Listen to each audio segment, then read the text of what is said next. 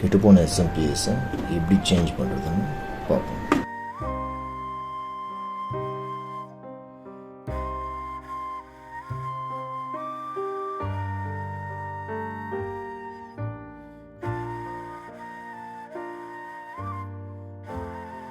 இப்போ இதை ரிமூவ் பண்ணி எடுத்துகிட்டு புது எஸ்எம்பிஎஸ் இந்த இடத்துல ரீப்ளேஸ்மெண்ட். இது ஒரு புது எஸ்எம்பிஎஸ், இதையும் ஜெப்ரானிக் கம்பெனியில் தான் வாங்கிட்டு சேம் வோல்டேஜ் தான்,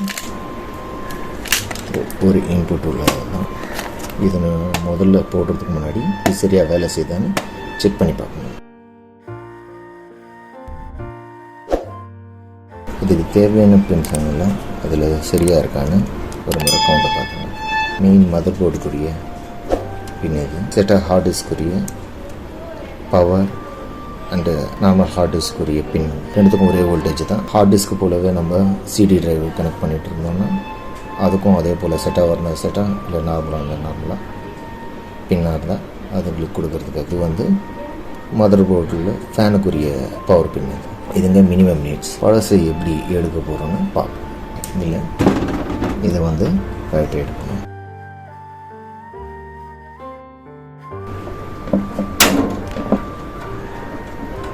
நான் இதை ஒத்தக்கையில் செய்கிறதால கொஞ்சம் ஹார்டாக இருக்குது. இதை நீங்கள் ஸ்மூத்தாக தான் ஹேண்டில் பண்ணணும், இல்லைன்னா பின்னுக்கு டேமேஜ் ஆக சான்சஸ் இருக்குது. ஹார்ட் டிஸ்க்கு கனெக்டாக இருக்கிற டேட்டா கேபிள் இங்கே ஒரு சின்ன பின் இருக்கும், ப்ரெஸ் பண்ணி எடுக்கணும். அப்படியே எடுத்திங்கன்னா உடஞ்சிடும். இந்த இடத்துல பார்த்தீங்கன்னா ஒரு பின் இருக்கும், இதை ப்ரெஸ் பண்ணணும். ப்ரெஸ் பண்ணி தான் இழுக்கணும், இன்செர்ட் பண்ணணும். தப்பான சைடு சுருக்காமல் இருக்க இதுக்கு ஒரு எல் ஷேப் கொடுத்துருப்பாங்க, அதே போல் தான் இன்செர்ட் பண்ண முடியும். எடுக்கும்போது ப்ரெஸ் பண்ணி எடுக்கணும். இங்கே டேட்டா கேபிளுக்கும் இதுக்கு எந்த சம்மந்தமும் இல்லை, பட் இது எடுத்தால் தான் இந்த பவர் கேபிள் வந்து இருக்க முடியும். அதனால் எடுத்து கம்ஃபர்ட்டாக இதை எடுத்துட்டோம். இது ஆஸ் இட் இஸ் அப்படியே அதுக்குள்ளேயே வச்சுருங்க.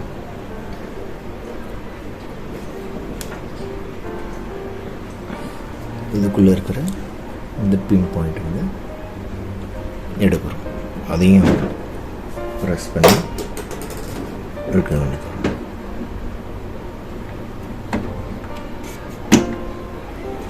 இதுக்கும் இந்த இடத்துல ப்ரெஸ் பண்ணுற ஒரு பின் ஹோல் இருக்கும், இதை ப்ரெஸ் பண்ணி எடுத்தால் இது உள்ளே இருந்து வெளியே வந்துடும். இந்த பின் போட்டையும் எடுத்துக்கணும். வயருங்க வந்து இதோடைய ஃபேனுக்கு படாமல் இருக்க இது மாதிரி டைப் பண்ணியிருக்கோம். அதனால் இதுக்கு என்னெல்லாம் டைப் பண்ணி இருக்கோ அது எல்லாத்தையும் எடுத்துருங்க. கம்ப்ளீட்டாக இது இருக்கிற வெளியே வந்துடுங்க. பின் போர்ட்ஸ் 4 பின்ஸ் இருக்கும். இந்த 4 பின்னையும் காட்டணும். ஸ்டார்ட் பண்ணி போட்டு முழுசாக கட்டிக்கலாம்.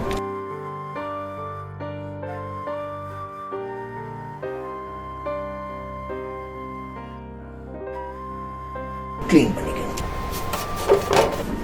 இந்த க்ளீன் பண்ணும்போது அந்த தூசி வந்து உள்ளே இருக்கிற அந்த ப்ராசஸருக்கு மேலே படாமல் ஃப்ளிப் பண்ணிக்கணும். ஃப்ளிப் பண்ணி வச்சு க்ளீன் பண்ணிக்கணும். எப்போ எந்த ஒர்க் பண்ணுறதா இருந்தாலும் அதை கொஞ்சம் க்ளீன் பண்ணிவிட்டு ப்ராப்பராக மறுபடியும் செஞ்சுக்கிறது பெஸ்ட். சரியாக வேலை செய்தா இல்லையான்னு செக் பண்ணி பார்க்கணும். புது டிவைஸுக்கு வந்து இப்போ வாட்டில் உங்களுடைய மவுஸ் பேடை போடுங்க. ஏன்னா மவுஸ் பேடு கீழே வந்து ரப்பர் இருக்கும், அது வந்து எலக்ட்ரிக்கல் கான்டாக்ட் இல்லாமல் பார்த்துக்கணும். என்னுடைய மதர் போர்டில் இந்த ஃபேன் பின்னை வந்து ஃபேன் பின்னுக்கு இன்செர்ட் பண்ணுங்கள்.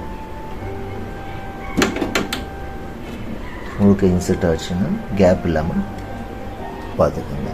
நம்பர் 1. அடுத்தது மதர் போர்டுக்குரியது.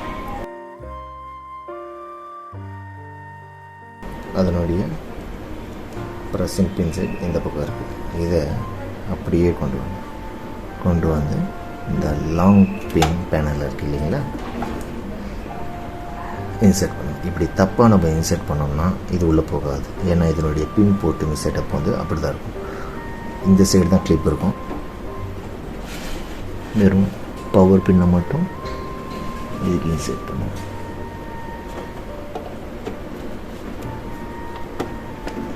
இன்செர்ட் பண்ணதுக்கப்புறம் இந்த இடத்துல மெட்டல் கான்டாக்ட் வரலன்னு சொல்லி பார்த்துக்கோம். இது ஓடிச்சா இல்லையான்னு இந்த ஃபேன் ரொட்டேட் ஆகிறத வச்சு நம்ம தெரிஞ்சுக்கலாம்.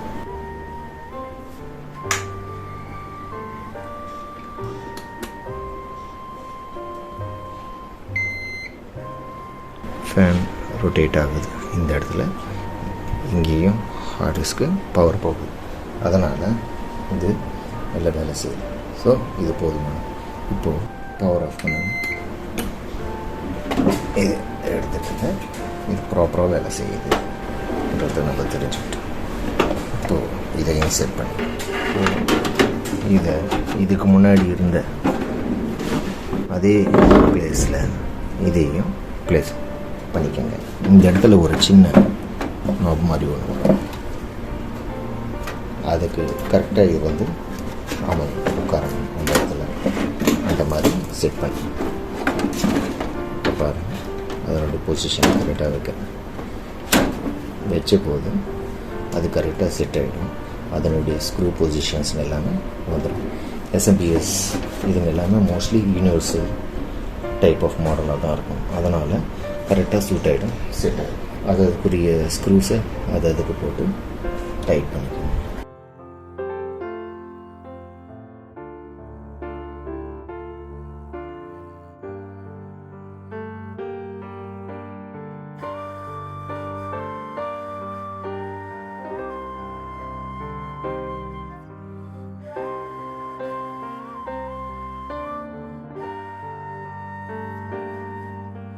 இந்த ஃப்ளாட் செட் ஆனது உங்களுக்கு தெரியும். அதே போல் இந்த பின்னையும் இந்த சின்ன எல் பின்னுக்கும் செட் ஆகும். ஏற்கனவே யூஸ் பண்ணியிருந்த அந்த டைட்டாக போட்டு டேக் பண்ணி இதுக்கு நீங்கள் எப்படி யூஸ் பண்ணலாம். இதில் செப்பரேட்டாக டேகர் இருக்குது இல்லைங்க, அந்த டேகரையும் போட்டு நீங்கள் டேக் செஞ்சுட்டு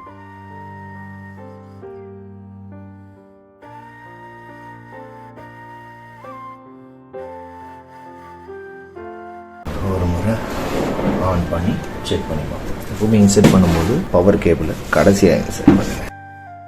மற்ற டிவைஸுங்க எல்லாத்தையுமே கனெக்ட் பண்ணிக்கோங்க.